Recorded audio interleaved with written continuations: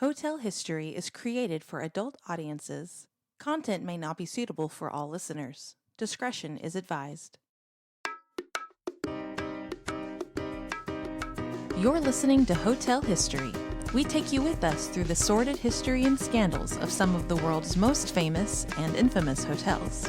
I'm Dieta. And I'm Yael. Let's get started. Today we are talking about what some claim to be America's most haunted hotel. Probably top 5, at least. It's definitely the creepiest, I would say. Well, in the best way.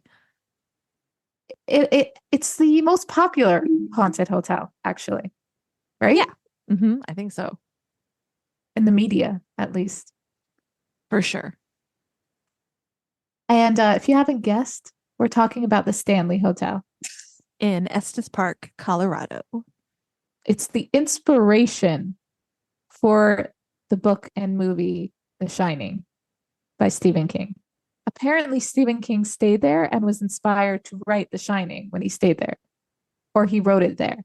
He was inspired to write it there. Yeah. Inspired. Okay. Yeah, he actually stayed there at the end of its season because before the hotel had heat, they would shut it down for the winter because it was just too cold for anybody to stay in the hotel. So he stayed there like the last night of the season, and there were like no other guests and very, minimal staff. He had been looking for a setting for a place that was, cut off and lonely to trap a family in.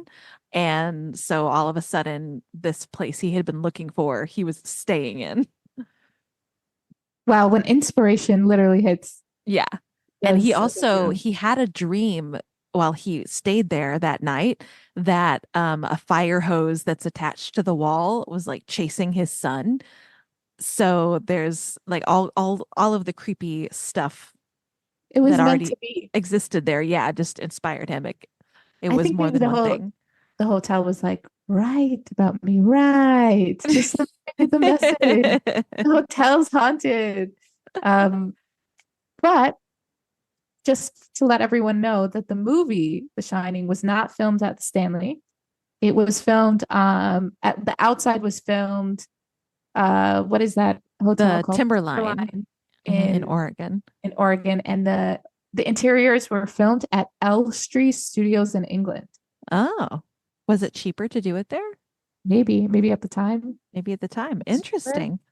And the film's opening sequence where you see, if anyone has seen it, you'll know what we're talking about. Also, warning, spoiler alerts. If you haven't seen it, if you haven't read the book, you should not listen to this episode because we're going to go into detail and we are going to ruin the ending. Yeah, we're not holding back on anything. Yeah. So you've been warned. Go watch the movie, read the book, whatever you need to do. Yeah, look it up on Wikipedia. The opening sequence where he's driving, and the whole time we're like, is this the movie? Is this real? It was so long. They've gotten so much better at the opening sequences where they need the opening credits to be going across. Movies have gotten so much better at that. Yeah. I feel like they did on purpose, though. This was like particularly really. Maybe so. Maybe. Yeah. It was like they were trying to already start with the psychological terror of it. It just made me psychologically bored. Yeah. That was filmed in Glacier National Park in Montana. So they were all over the place. That apparently with additional footage later used in Blade Runner. Oh, so just whatever they didn't need for that movie, they just threw into Blade Runner. Cool. I guess they needed to, cut costs somewhere. I love that. Waste not, want not. The movie's hotel that is the Stanley is actually in the movie called the Overlook Hotel. And what's interesting, the inside interiors, the inspiration of that was a different hotel. There's like all these hotels that were inspired the end result of the movie. So it was a nice like amalgamation of different things. But I need to find this. Oh, okay, I found it. So the interior look of the hotel in the movie was inspired by a hotel called the Ahwahnee Hotel. Have you heard of this in your I, findings? I don't It's a hotel think in so. Yosemite. Yeah, it's called the Anwani Hotel in Yosemite, and it's the inspiration for the interior design, and it does really look like it. Oh, very cool. Yeah. And I think each hotel that we mentioned, so the Anwani, the Timberline, and of course the Stanley, all play into the Shining connection. Like none of them are backing away that this has something to do with them. And it's kind of cool because they each, they make something fun about it or reference it in some ways. Yeah, the only thing that kind of surprised me is that so Stephen King stayed in room 217. And in the book, it's room 217 that is, a big plot point. But the Timberline asked them to change the room number to room 237 because they didn't have a room 237, but they did have a room 217. And they were actually afraid that people weren't going to want to stay in that room because of all of the creepy stuff that happens in the movie, which of course they could not have been more wrong because room 217 at the Stanley is its most popular room. That's where everybody requests to stay. Yeah. People want That's to be that's where the action is. I think yeah, but there's both. You'll have both. You might have a lot of people who are interested, but maybe not enough. Like it depends on the season, so they don't want to be worried. And also, another story having to do with that room is that in the hotel in the Stanley, they filmed Dumb and Dumber there, and Jim Carrey stayed in 217. Was it 217 Hmm. or 237? Yeah, Wait, 217. I'm messing this up. 217 is real, 237 is movie. Okay, yeah.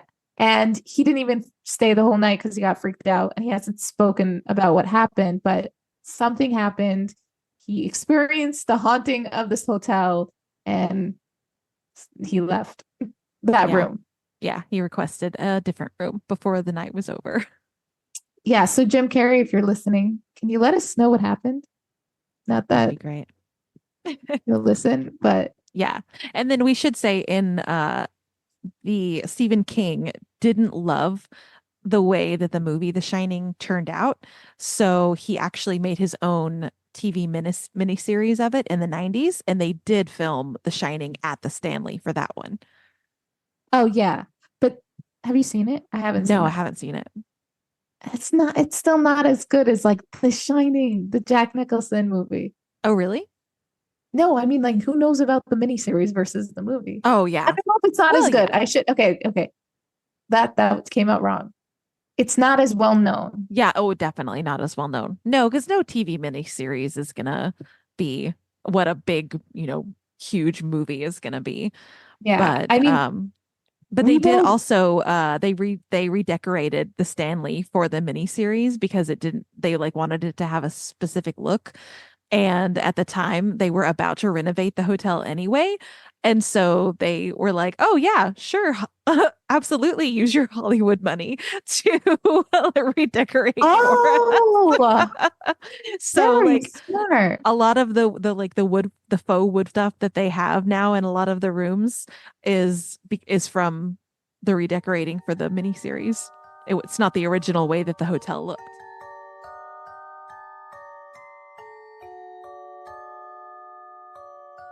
So the hotel is in Estes Park, but this area actually has quite a long history. It was this, huge park that was used as hunting land and ranch land, and it was, originally, of course, the Native American tribes of the Ute and Arapaho were in this area, and then as settlers started to come, it turned into a ranch.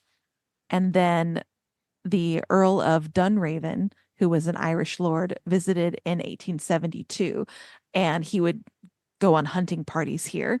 And he absolutely loved this basically paradise of streams and meadows that had fish and game. There's a lot of elk that roams this area, but he wanted to make this valley a private hunting reserve for himself and his friends.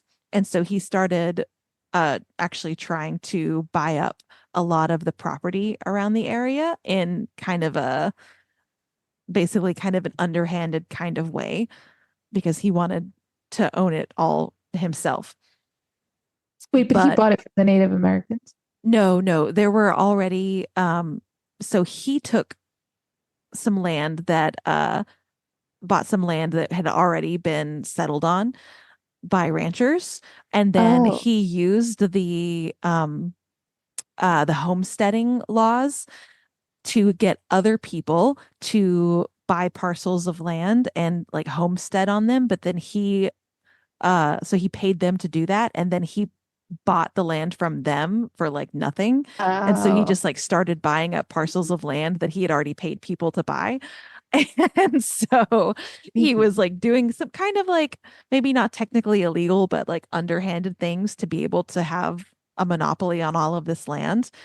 But some other people realized what he was doing and they homesteaded pieces of the land that he had missed and then refused to sell it to him. So he didn't end up getting this because, people had already started moving there and were like, wait, wait, wait, wait, wait.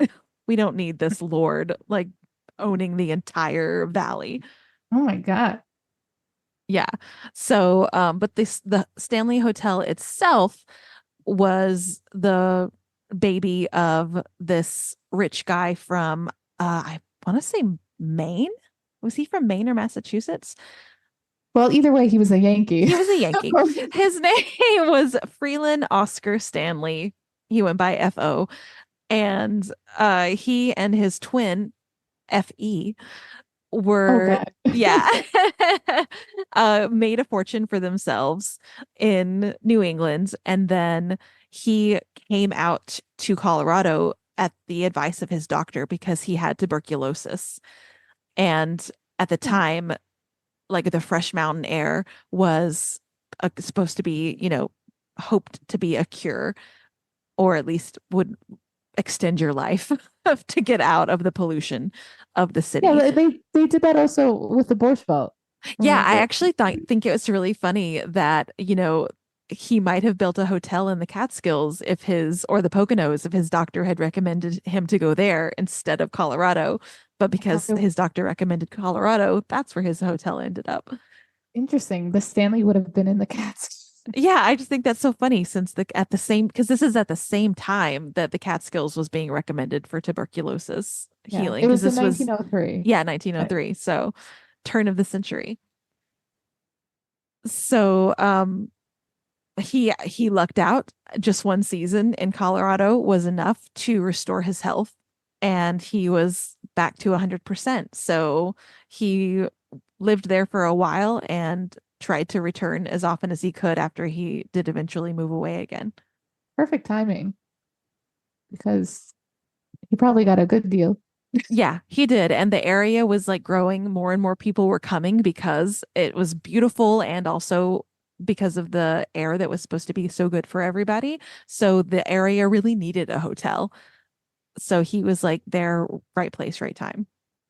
So him and his wife, since they're coming from the East Coast, they came to this small little community in Estes Park, and they weren't like very impressed because there's not much going on compared to their upper class society where they're from. So they decided to build a beautiful hotel, and which was the Stanley, and they opened it up in 1909.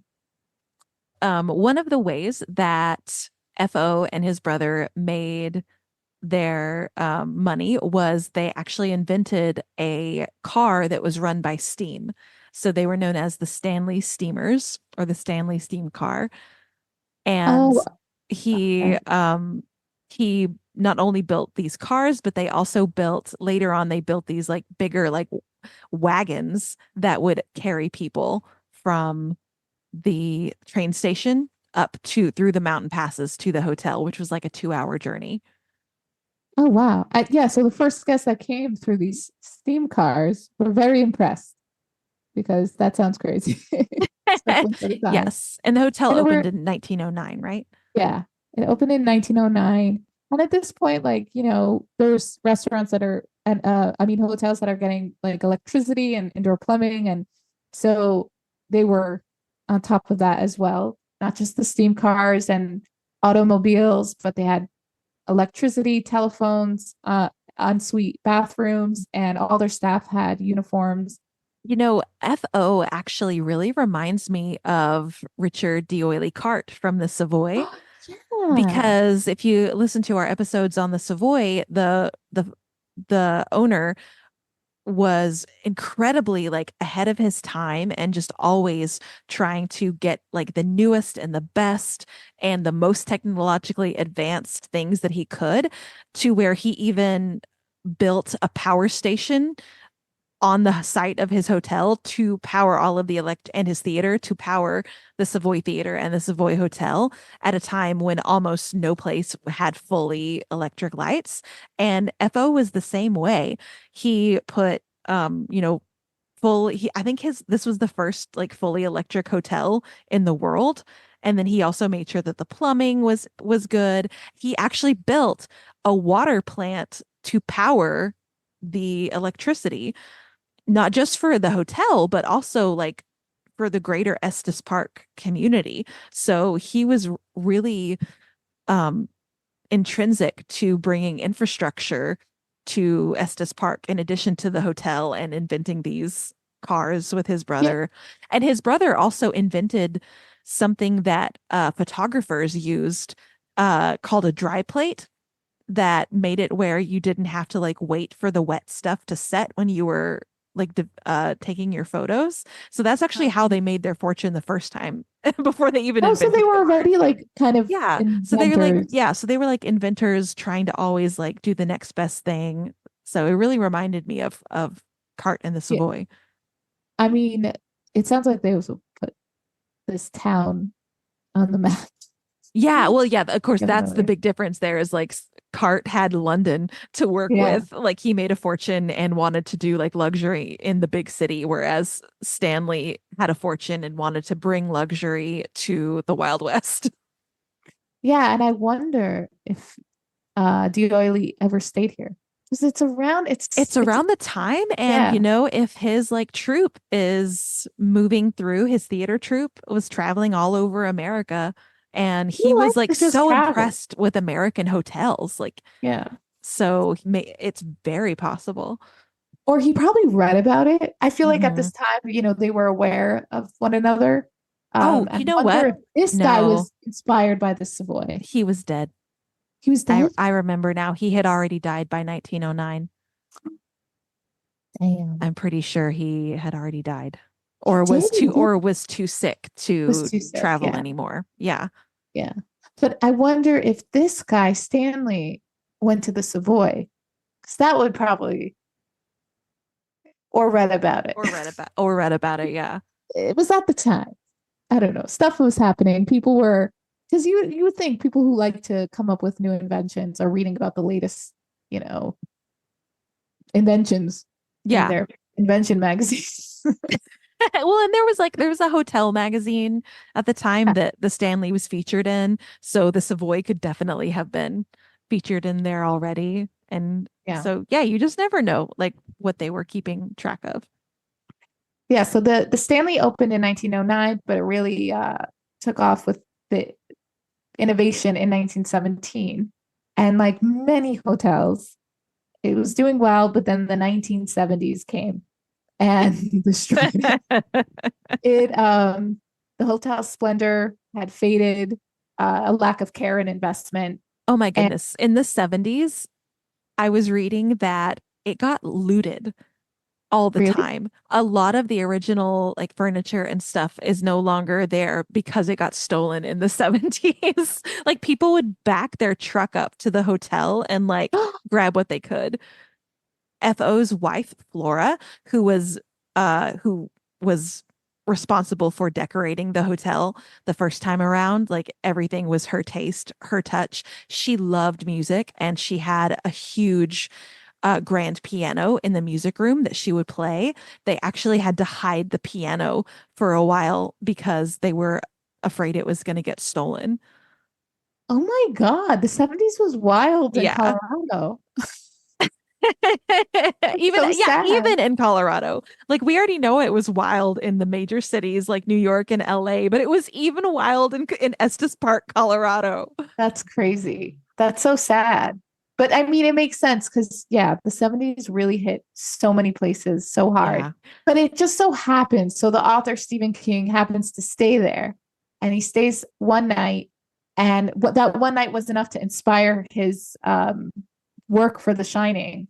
And now it was because of that that this hotel got revitalized again Yeah. because The Shining did so well.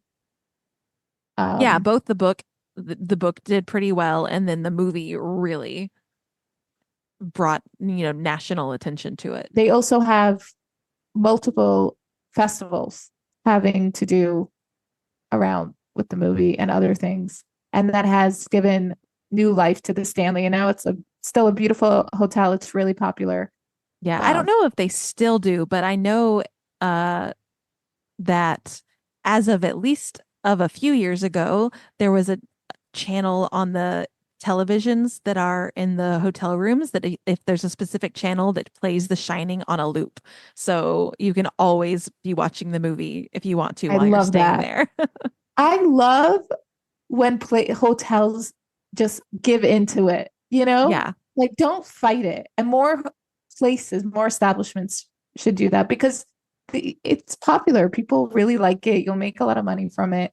Um, give the people what they want, and that's Yeah. the on the loop. I And would watch it.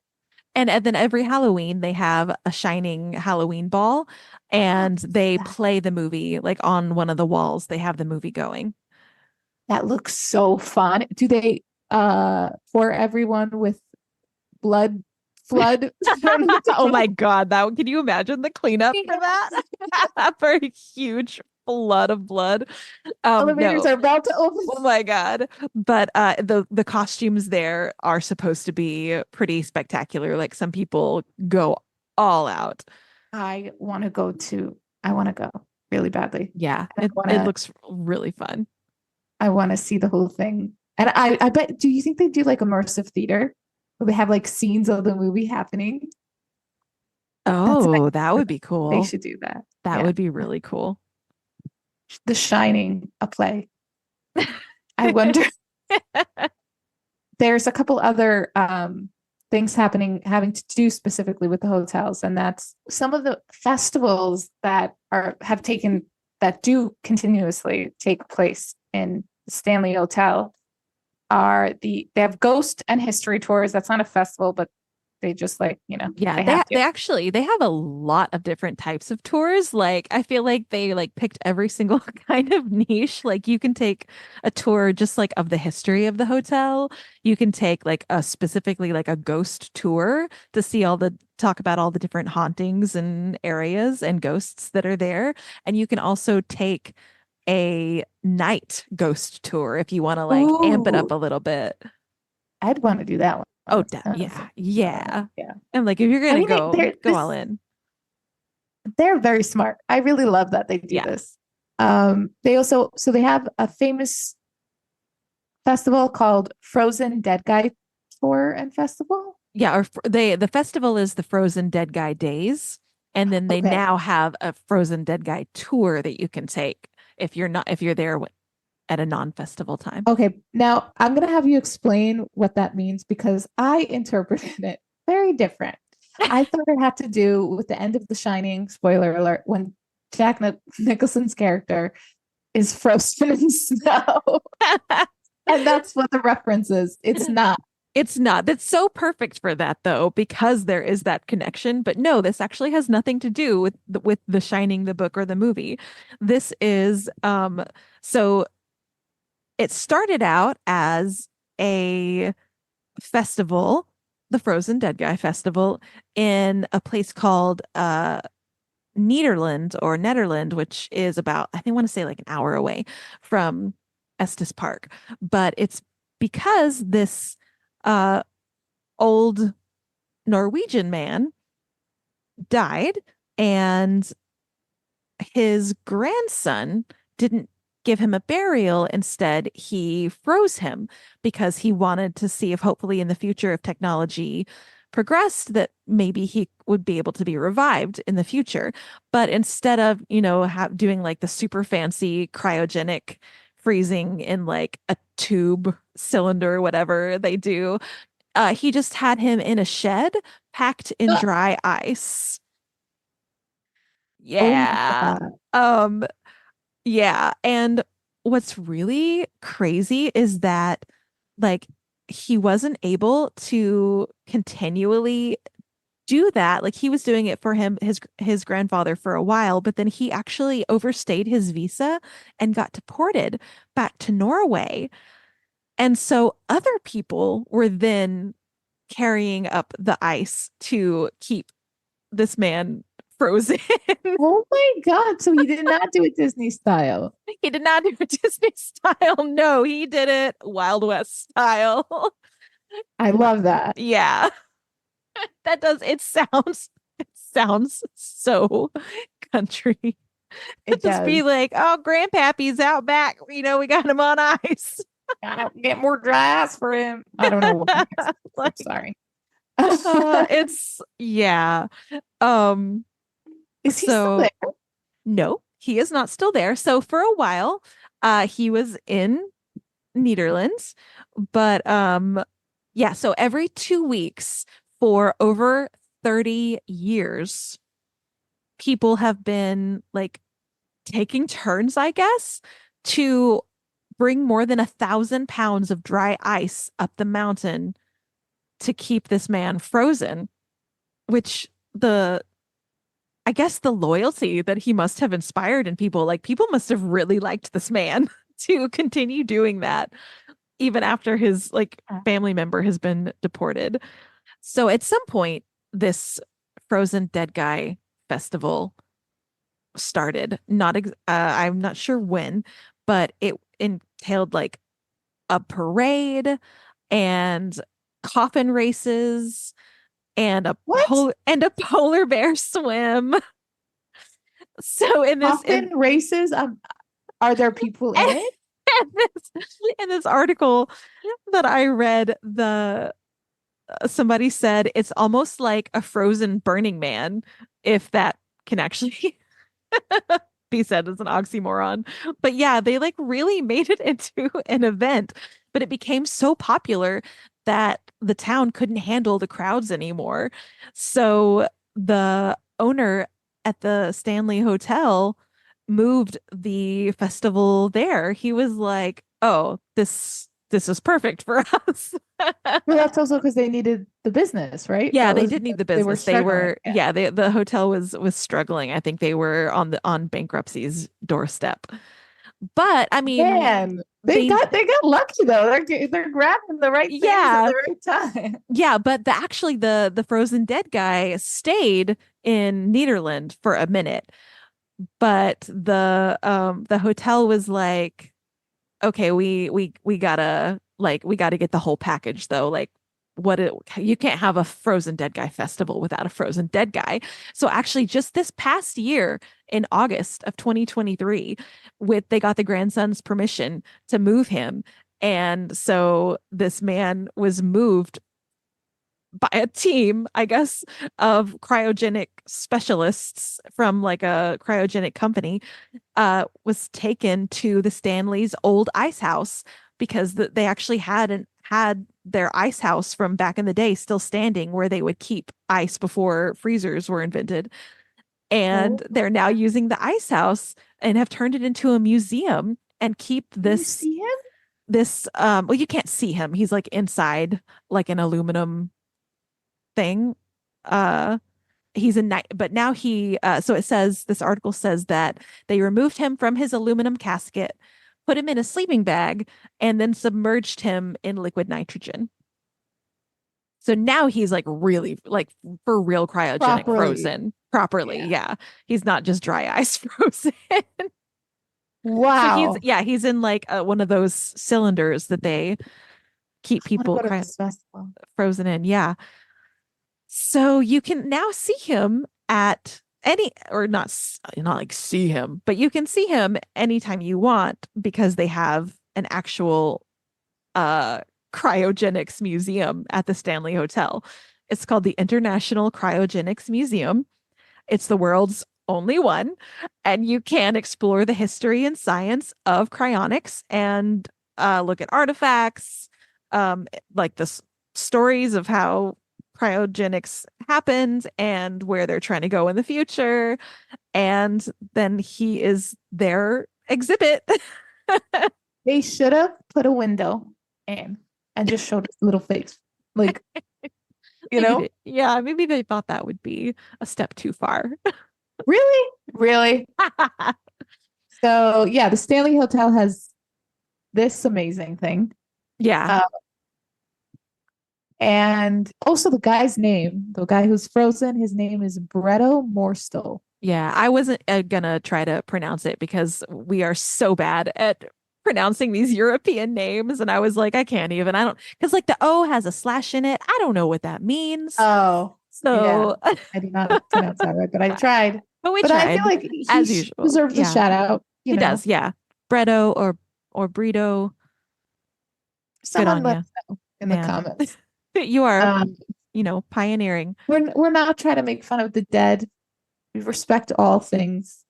If someone comes at us, Well, yeah, we're not making fun of the dead. I feel like whoever named it the Frozen Dead Guy Festival already beat us to the punch. So now, obviously, there's some great. lightheartedness to this whole situation. I kind of love this man that he, even after his death, he has like a festival after him. I think they did it in good taste, especially since it was approved by him and his grandson. Yeah, they've taken all the right steps. Yeah. So if that's not enough, there's also the Horror Film Festival every May that happens in the Stanley. hmm And that also sounds like a lot of fun.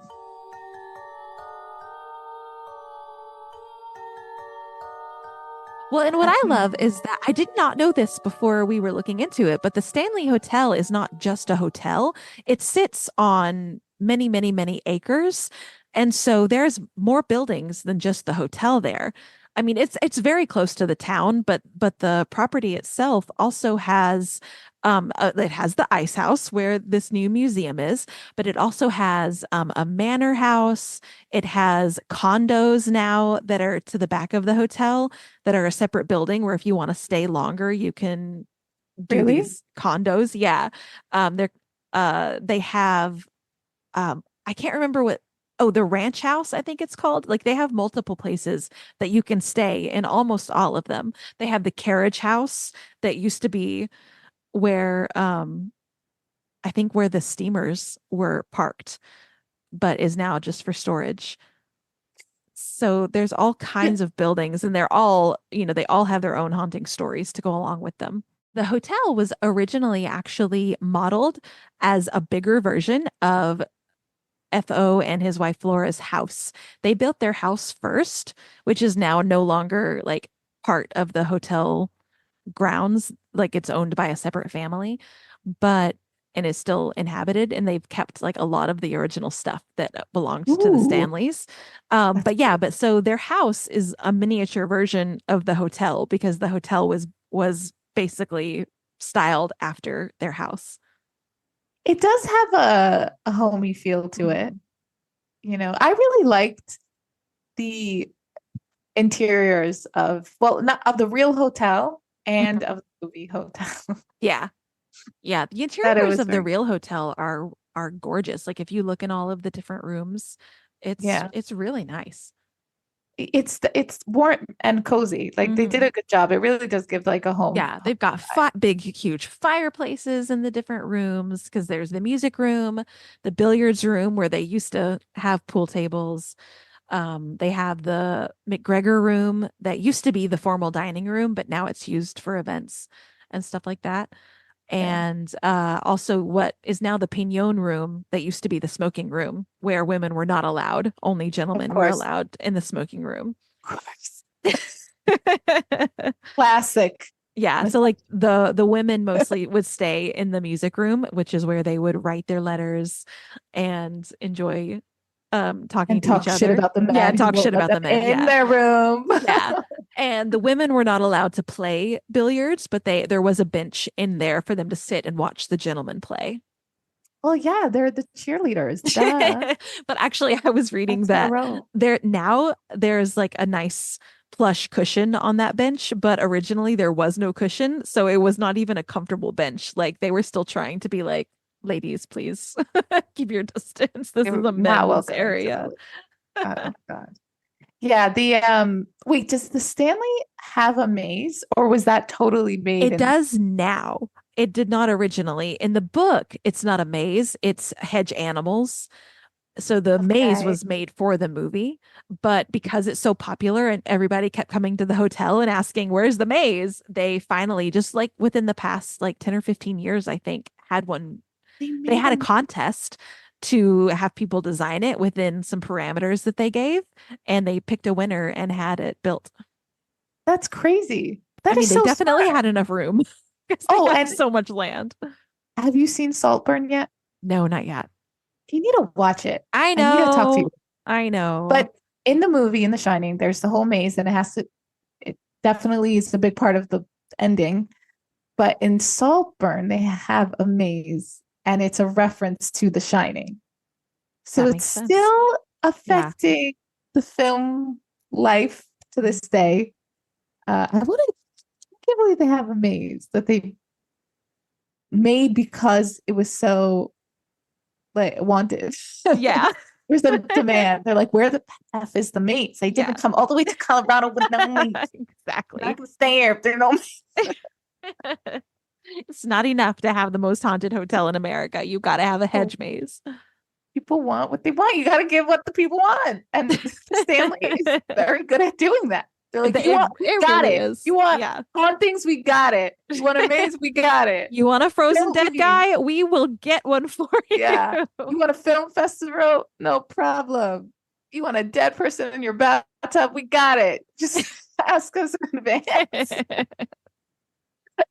They're very good. I bet you their customer service is excellent.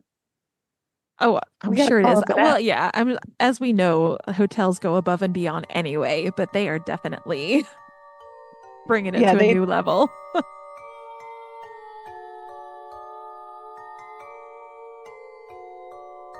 So a couple things about like the film history too. There's a documentary about the Stanley and The Shining, the secrets of The Shining, live from the first annual Stanley Film Festival in 2013.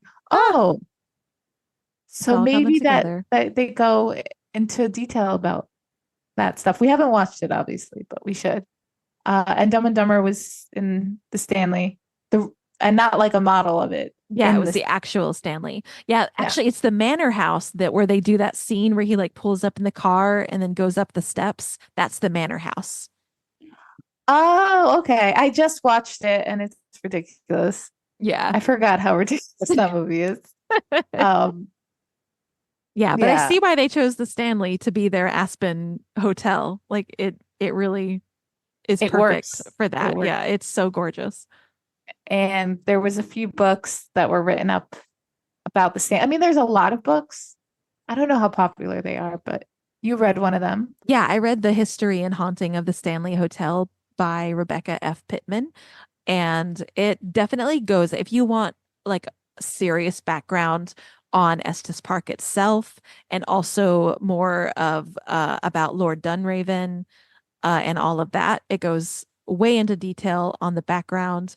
More, it goes into detail more on Stanley and all of his inventions, and a little bit more on his life and his family, his twin brother and what they did together. And then it also has so many dozens and dozens of stories of personal anecdotes of the paranormal experiences that guests and employees have had in the hotel. Like so many that I didn't have time to read them all. It was amazing how much. I wonder if we had a have an experience. I think there's definitely the psychological effect that you know you're in a haunted place. Yeah. So Oh, you're for gonna sure. Yeah. feel Like things there's and see definitely. things. And because you know what? They're so dedicated to this. think they're not planting things. Like I talked about how some hotels I am so suspicious of them. They are giving into this for Yeah. sure. Yeah, I'm sure that there are some things that are not real. I really liked the stories where people like, because some stories you could tell people were like freaking themselves out and hyping themselves up for it. But then the other stories where people were like, seemed genuinely taken off guard that something happened. Like there's one story of this guy who was at the Halloween ball and he went into the bathroom and he was like people's costumes were amazing, like they put so much work into them. He was like, but this one guy in particular, when I came into the bathroom, I was like, oh my gosh, dude, how did you get your face to glow like that? And he said the guy just smiled at him and went into a stall and then never came back out. And so he like went over and like opened the stall because it wasn't locked and nobody was in there. And so he was like, what Creepy. the fuck? Oh my So it's ones God. like that where like they weren't looking for a ghost or like trying to scare themselves or expecting it, where like, he was just there at a dance party, basically, where you're not expecting anything weird to happen because there's so much activity already. Oh my God. Yeah. Stanley needs to explain that one to me. Yeah. Unless you just That's fun. completely I made like this up. stories. That's really cool. Yeah, man, people probably do freak themselves out a lot there. Yeah. And there, because there's It's so easy. Yeah, and there's so many stories that now it would be also be easy to already have in your mind some of the things if you've heard of things happening to know what they might be.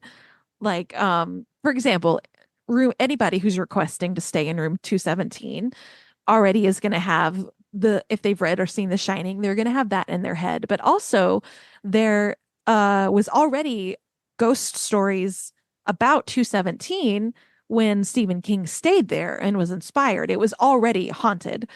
So, Oh, yeah. So, actually, it's supposed to be haunted by the ghost of a maid who was going into that room one night in the early 1900s, and there was a rainstorm, and all of the power went out because it was electric hotel. All of the power went out, but they still had a combo electric and gas light fixtures because at the time electricity was still very unpredictable and not always reliable.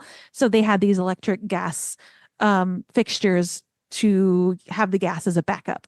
So she was going room to room lighting the gas lamps, and this one two room 217 had a gas leak in one of the lamps, and nobody knew because they had been using the electricity. There was no reason for the gas to be turned on for a long time, so the gas had just been going and going and going until she got to that room on the second floor. And when she went to use her candle to light it, it erupted and like the basically that part of the hotel was like blown off. oh But my the God. woman, she did not die though. It blew her through the floor into the dining room, the McGregor room now below. And like the five newspapers that covered the story all had different details and would say different things, but what everybody like seems to have decided that the consensus is that she was blown through the floor and she broke both of her ankles from landing on a table underneath her. And but Stanley paid for all of her medical bills because he felt so horrible that it happened. Some of the newspapers say that there were other injuries as well to some of the other employees, Oh my but God. hers, everybody knows for sure that one Yeah. happens. So people think that she is the ghost that is haunting room 217 because they say some people will see a black stain come out of the area right underneath where that lamp fixture was. Oh my God. And like it'll go away and then it'll come back and then it'll go away, which is right where she would have like been blown through the floor. And then they also people will have their stuff unpacked and put away or like put into different parts of the room. Or if they leave something untidy, they'll come back and it will have been tidied, even though nobody else has been in the room. And so they think it's the maid like trying to keep the room clean. Wait, do you think in the movie that woman that was in the bathtub is a maid? No, Stephen King just thought it would be creepy like if somebody died in the bathtub. Oh, So that was like his yeah. own invention. That whole thing when that happened, which no one talks about, by the way. Like when you think of The Shining, no one ever talks about that scene, at least not this. No, no, No I've one never means seen it. It's always anything just about him, it. like, here's Johnny. Yeah, it's And, always him or the twins or like the or, tricycle going down the yeah. hallways thing or Sorry, red rum. Like that's it. Yeah, because yeah, I'd Red never Rum. seen the movie until we watched it together. And there were Yeah. so many scenes that I was like, why does nobody talk about this? Yeah. Let's see. I'm trying to think what some of the other ghosts in the actual Stanley are. People see both F.O. Stanley and his wife Flora all the time. Flora likes to be in the music room. People hear the piano being played all the time, and then they'll like when the door is closed, and then when they pop their head in, nobody's That's a there. trick. Like it happens a lot, apparently. Then Like it's definitely a trick. both customers and supposedly employees hear this. And one time, one of the stories in the book was that a woman and her husband went to look at the piano, and she asked her husband, like, do you think they would care if I played it? And he was like, yes, of course they would care. Like it was the owner's piano and it's super old, like you're not supposed to touch it. And she's like, fine. And right then, like two keys went dink dink on the piano that nobody had touched. And one of the employees heard and came over and said, hey, hands off the piano, you're not allowed to touch it. And she was like, we're not playing it, it just happened. And the employee was like, yeah, okay. And then walked away, and then it went dink dink again. And the lady was like, it was not us, we are not playing this piano. So Yeah, but we already know that there's a trick to doing that. yeah, so it's one of those. It could be, or it could just be a fun little prank that they play. There's a lot of photos in the book that I love, that people gave to the author to use, where like their camera has caught spectral images and Ooh, stuff. that's fun. And there's one of a lady sitting at the piano, like you can see kind of the outline of a woman sitting there, and then of a little girl standing beside the piano listening. That one was really cool. There's a lot of creepy pictures in there. Ooh. Mr. Stanley likes to frequent the billiard room and the pinon room, since that's where he spent a lot of his time with the other gentlemen. And then actually some people see Lord Dunraven there, even though he never was at the hotel itself, like he was in the area all the time. And Stanley bought the property that he put the hotel on from Lord Dunraven. So people see him on the fourth floor a lot. And like women claim like to get pinched a lot if they're up there. What? Yeah. And Just then on the fourth floor also was where the servants and the nannies and the children would stay during the early 1900s when people didn't take care of their own children. that's hilarious. So people hear children playing up there all the time. There's a couch that's in the hallway that people will leave candy on, and it always disappears. And people will like put their camera there to record, and they can't ever see like somebody come and take it. It's just like gone all of a sudden. Wow. So that's pretty fun. And they'll like hear, children's laughter and such. There's just a ton. That's the creepiest for me. I was listening to the Haunted Places podcast, and they said that some people claim that there's a demon in the carriage house. One thing that is really creepy about that place is that's where they store the mattresses, that if people die in the hotel, that's where they put the mattress that they died on. They keep them? I guess Why are so. they not burning them like Or normal like taking people? them to maybe that's probably where they like store them until they're going to take like a trip out to the dump or something like that, because otherwise they'd probably have way too many mattresses in there, like And it that's would where the fill demon it. lives? Yeah, supposedly there's a demon in there. Yeah, he's probably Or pissed he's getting all something. these A old demon, or gross like something mattresses. dark. It's supposed to feel like a darker entity in That there. sounds gross, honestly. Like, come into the shed where we leave these disgusting mattresses. Do they have like blood and guts No, on it? no, no. What? It's just that a person died on them, so nobody else is going to want to sleep So on it's that just mattress. urine So they stuff. have to get rid of it. Yeah. Yeah, no, that's still gross. A demon definitely lives there. Yeah. So if you want more ghost stories, there are hundreds for this hotel. Definitely you could pick up this book, or I'm sure there are many online, or that Haunted Places podcast. They do like a combo like documentary style telling you about the stories and the history plus a dramatization of something that could happen. So it's kind of a fun like ooh creepy little story and then some real facts and history. Oh, we'll share. Well, we should share that. Yeah. Thank you for listening to this episode about the Stanley Hotel. We hope that we satisfied your hauntings and curiosities about it. And hopefully maybe even learn something you'd never heard before, probably about the frozen dead guy. And if you have any ghost stories at hotels, please send them our way. I love every last one. Real or not, I don't care. Make it up. Thanks for listening to Hotel History. You can follow us on most social media platforms, Patreon, and Substack by searching for Hotel History or Hotel History Podcast. If you like what you hear, please leave us a 5-star review on Apple Podcasts and Spotify so we can reach more listeners.